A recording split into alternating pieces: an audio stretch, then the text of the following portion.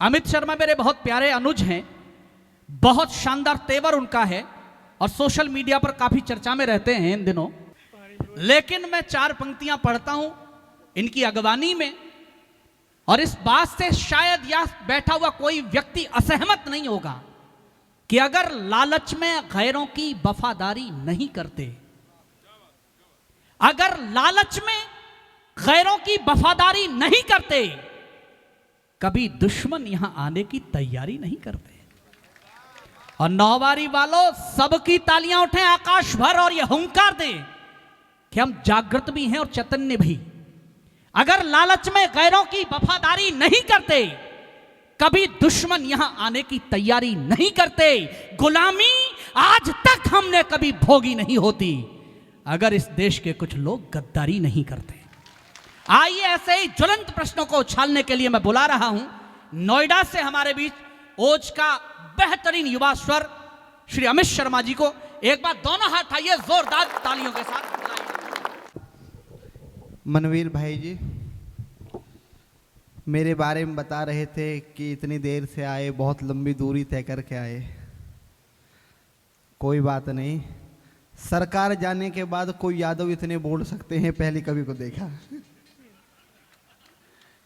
या तो मैं पता नहीं है ट्रैक्टर लेके कौन पहुंचे हैं, जाट और यादव ही पहुंचे हैं। हाँ नहीं, मैं भी एक किसान का बेटा हूँ, हम भी पहुंचे ऐसा कहना चाहिए। हाँ नहीं कहना नहीं चाहिए भैया। एक बात बताऊं, हमें सब पता है। देखो मनवीर भाई, रवि की फसल, खरीफ की गेहूं, ज्वार, बाजरा हमने अपने हाथों से उगाए हैं। ये किताब से जमीन हमारी 2009 में एक बार हुई थी और हम आज भी किसान है, कल भी किसान। तो जब तक जीवते रहेंगे वो किसान परिवार के बेटे ही रहेंगे। बहुत अच्छे, हम बदल नहीं सकते। बहुत अच्छे। और मित्रों, बहुत सारे लोग कहते हैं, अब यहीं से बात शुरू करता हूँ। जी जी, मनवीर भाई देश के बड़े संचालक है, बड़े कवि हैं। अभी भैया की शादी भी हुई थी 1 महीने पहले। मेरी बधाइयाँ लेने से मना भी कर दिया भैया ने, पर बहुत बहुत अच्छा लगा कि आपके बीच में एक बार जोरदार ताली बजाए। मैं यहाँ से शुरू होता हूँ, बहुत लंबा काव्य पाठ नहीं करूंगा क्योंकि इस मंच को दादा हरिओम पवार जी तक पहुंचना है।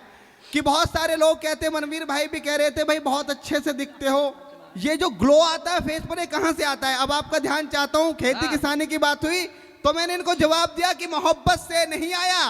उनको नमन करता हूं जो पगड़ीधारी यहां पर बैठे हैं, मेरे बड़े बुजुर्ग, जो अपनी चेहरे की एक एक झुर्री में कई सदी समेटे हुए हैं। उनके अनुभव को प्रणाम करता हूं, उनको चरण स्पर्श करता हूं। हमको ये परंपरा गांव से मिली है, अगर खाट पे कोई बड़ा बुजुर्ग बैठता है तो हम उस खाट के पैंतन बैठ जाते हैं, हम सिराने बैठने की चेष्टा नहीं करते। वो संस्कार हमारे अंदर है।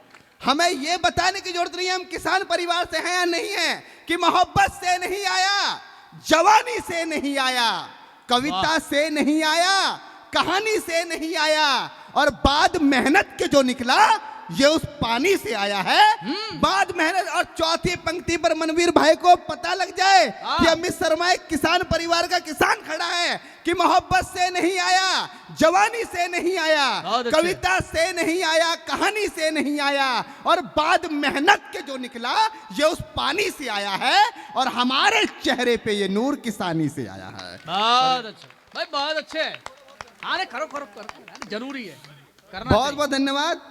तो अभी मेरे बारे में बहुत सारी बात बता रहे थे, मैं पहला कवि हूँ, ओपनिंग कर रहा हूँ। सबरस भाई कह रहे हैं कि ये जो तेज आया है वो सबरस मुरसानी से आया है। ये तो कुछ भी कह सकते हैं क्योंकि आजकल इनकी चल रही है। और ये सही है। बहुत नमन करता हूँ आपको, प्रणाम करता हूँ। और बहुत सारी हो रही हैं कि सरकार ने 3 बिल लेकर आए। 3 बिल के खिलाफ हमने सरकार का जो हाल किया वो आपके सभी के सामने है। बहुत सारे लोग उससे सहमत हैं, बहुत सारे लोग असहमत हैं।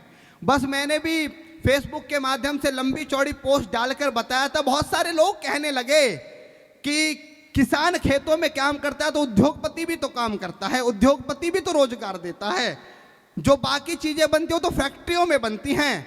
मैंने उस व्यक्ति को बताने की कोशिश की और बहुत लंबा चौड़ा पोस्ट मैंने डाला कि किसान सिर्फ खेती इसलिए नहीं करता कि उसे अपना घर बनाना है, करोड़ों अरबों की जमीन इकट्ठी करनी है, पैसा कमाना है, पूंजीपति बनना है। किसान इसलिए खेती करता है क्योंकि जमीन और किसान के बीच में माँ और बेटे का रिश्ता होता है।